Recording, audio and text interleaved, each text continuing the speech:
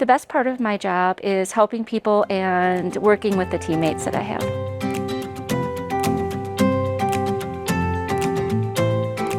My name is Kimberly Borski. I'm a regional health and safety coordinator, and I've been with County Materials just a little bit over 4 years.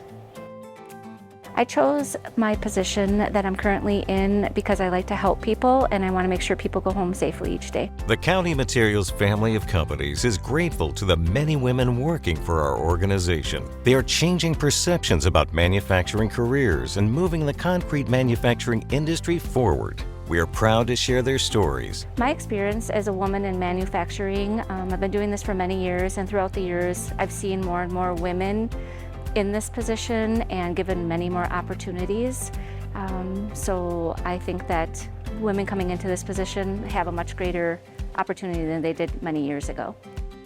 The most rewarding part of my job is actually seeing everybody go home safely to their families every day. I hope to inspire through my work any of the young ladies coming into the career and hope that they look at some of us women who have been in it and know that they can do the same thing. Our team members are the key to our success, and their dedication and talents make us stronger.